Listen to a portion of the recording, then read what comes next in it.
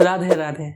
मुकेश अंबानी इन दिनों Elon Musk को लेकर बहुत चिंतित है। अभी हाल ही में मुकेश अंबानी ने अपने सबसे छोटे बेटे अनंत अंबानी की शादी में लगभग 5,000 करोड़ रुपए खर्च की। जहां आम जनता की शादी लाख रुपए में ही बड़े धूमधाम से हो जाती है, वहीं अंबानी जी ने अपने छोटे बेटे अनंत अंबानी की शादी में लगभग 5,000 करोड़ रुपए इस्तेमाल किए। अनंत अंबानी की ये जो शादी हुई है, ये दुनिया के सबसे महंगी शादियों में गिनी जाती है। आप इस बात से अंदाजा लगा सकते हो कि 5,000 रुपए कहाँ खर्च हुए। अतिथि स्वागत में लगभग 74,000 करोड़ रुपए, प्री वेडिंग में लगभग 1,200 करोड़ रुपए, संगीत में 83 करोड़ रुपए। यहाँ तक कि इन्होंने जो निमंत्रण कार्ड बनवाए थे वह एक कार्ड लगभग 7.5 लाख का था। 2,000 जेट विमान किराए पे लिए गए थे सिर्फ मेहमान को लाने और ले जाने के लिए। अब जाहिर सी बात है, अब मुकेश अंबानी जी है बिजनेसमैन, इन्होंने जो शादी में इतने सारे पैसे खर्च किए हैं उसकी भरपाई वे आम जनता से कर रहे हैं।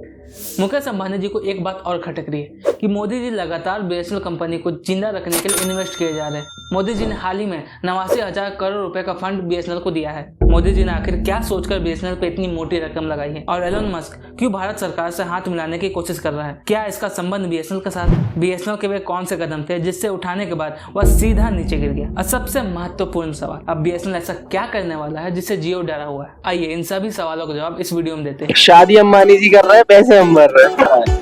कस्टमर तो बोल रहे हैं बीएसएनएल में पोर्ट कराने के लिए बोल रहे हैं। जितने कस्टमर आते हैं सब बीएसएनएल में पोर्ट कराने के लिए, सारे के सारे।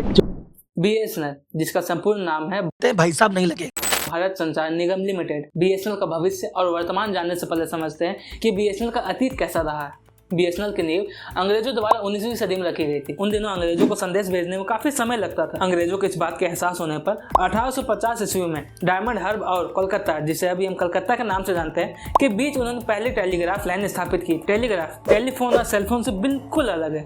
टेलीग्राम भी एक तरीके का संचार साधन है, मतलब कन्वर्सेशन करने का है साधन है, लेकिन आजकल जिस तरीके से हम कन्वर्सेशन करते हैं उससे बिल्कुल अलग। टेलीग्राफ में क्या होता है, इलेक्ट्रिसिटी भेज करके कन्वर्सेशन किया जाता था, मतलब इलेक्ट्रिक पल्स को मोर्स कोड के रूप में बदल के कन्वर्सेशन किया जाता था। मोर्स कोड एक तरीके का सांकेतिक भाषा है जिससे गुप्त संदेश भेजा जाता था।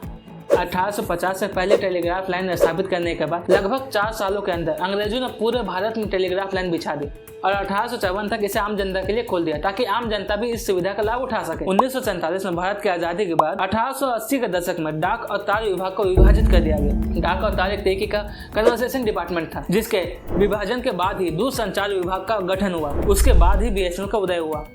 लेकिन इस समय तक बीएसएनएल सरकारी कंपनी नहीं था। बीएसएनएल को 1 अक्टूबर 2000 को भारत सरकार द्वारा डिपार्टमेंट ऑफ टेलीकम्युनिकेशन और मिनिस्ट्री ऑफ कम्युनिकेशन के स्वामित्व में शामिल किया गया था। मतलब 1 अक्टूबर 2000 के बाद ही बीएसएनएल पर 100% अधिकार सरकार का था।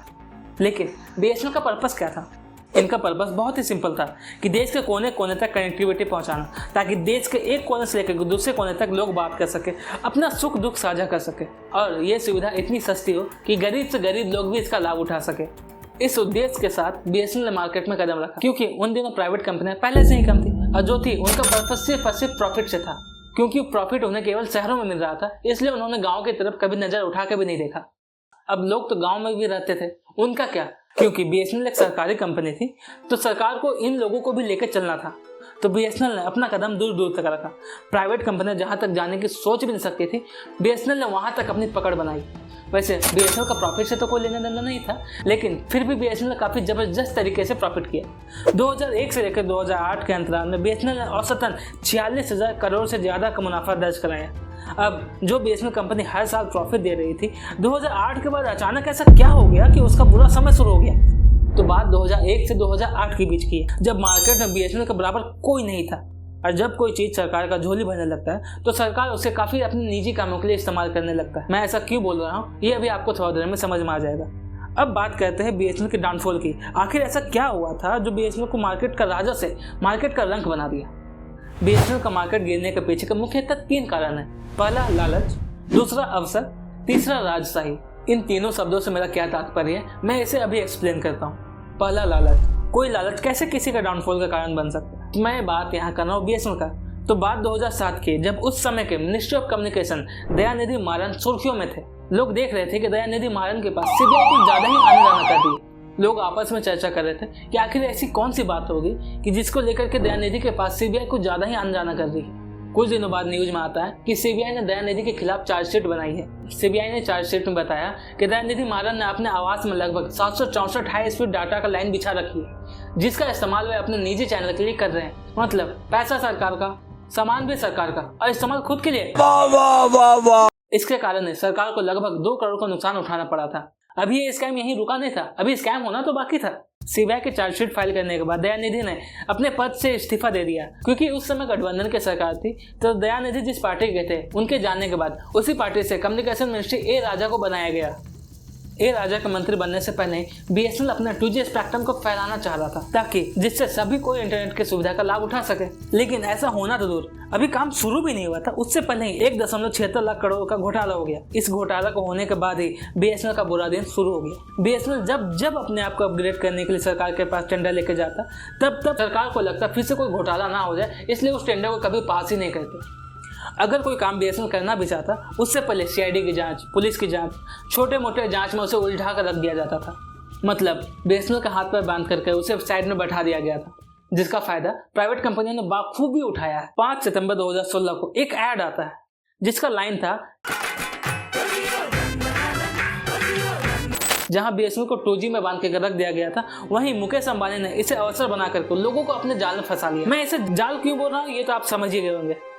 2016 में जियो आया और सबको मुफ्त का लत लगा दिया। जियो का कहना था कि हम लोगों को मुफ्त कॉल देंगे, मुफ्त एसएमएस देंगे, मुफ्त इंटरनेट देंगे। फिर क्या, लोगों में एक क्रांति आ गया, सभी लोग जियो लेने के लिए अनियंत्रित हो गए।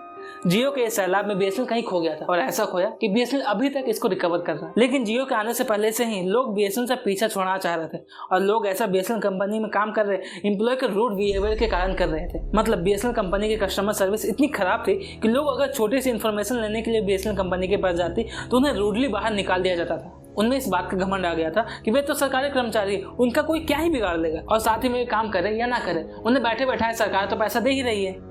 इस चार्ट को देखिए, इसमें एक पोस्ट आईडी है, इसके सैलरी को ध्यान से देखिए, हर साल केवल ये बढ़ता ही जा रहा है। 1992 में इसकी सैलरी 9,500 से 11,500 था, और वही 1997 में इसकी सैलरी 20,500 से 26,500 हो गई।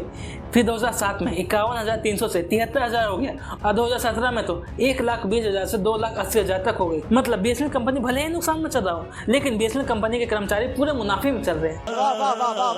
अब सरकार और बीएसएनएल दोनों को समझ आ गया था, अगर बीएसएनएल को फिर से मार्केट का राजा बनाना है तो अपने गलतियों को सुधारना होगा। सरकार ने पहला कदम उठा भी लिया है, वीआरएस लॉन्च करके। वीआरएस क्या है? वीआरएस का पूरा नाम है वॉलंटरी रिटायरमेंट स्कीम। ये एक तरीके का रिटायरमेंट स्कीम। ये वीआरएस स्कीम सरकार उन लोगों को चुन के दे रही है जो अब काम करने के काबिल नहीं है, वे फालतू में ही उनका पोस्ट लिए बैठे हुए हैं, और उनके स्थान पर नए कर्मचारी आ रहे हैं, और वो केवल आ ही नहीं रहे, अपने पुरानी गलतियों से सीख आ रहे हैं, ताकि बीएसएनएल दोबारा अपनी पुरानी गलती ना करे। अब एक बात ध्यान से समझ लो, आखिर बीएसएनएल को मार्केट में रहना क्यों जरूरी है? अगर बीएसएनएल मार्केट से बाहर हो गए तो आम लोगों के लिए इस इंटरनेट की दुनिया में जीना मुश्किल हो जाएगा। एग्जाम्पल आपके सामने ही है। बीएसएनएल के पास मार्केट का केवल 10% है, और जियो के पास 40%, एयरटेल के पास 33%, और वीआई के पास 10 से 15% मार्केट है। मतलब इन तीनों के पास मार्केट का 90% हिस्सा है। ये तीनों किसी कमरे में बैठकर जो डिसाइड कर ले, फिर तो वही रेट लोगों को दिया जाएगा।